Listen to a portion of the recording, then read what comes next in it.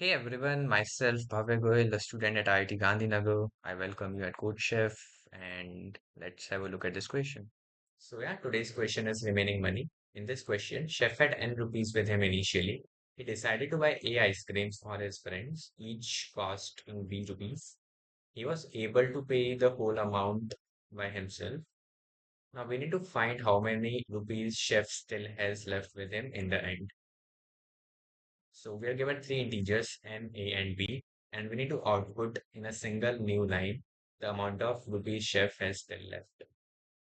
In the constants, we're given that n will lie in between 1 and 1000, b will lie in between 1 and 100, and a times b is always less than or equal to n. That is, chef is always able to pay the amount a into b. In the first test case, chef initially had 100 rupees. He purchased 5 ice cream with 2 rupees each. So in the end, he still had 100 minus 5 into 2, that is 100 minus 10 rupees left with it, that is 19.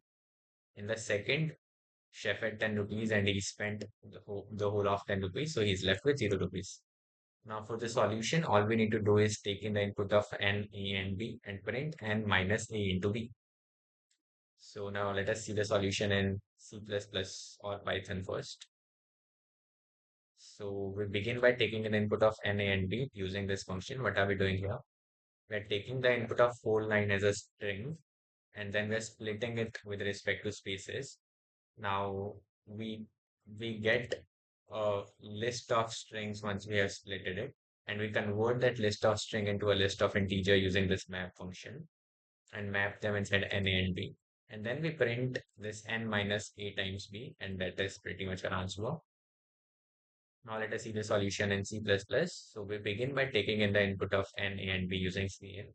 And we just simply print n minus a times b, and that is our answer. So this was all for this video. I hope you liked it. Thanks. Bye-bye.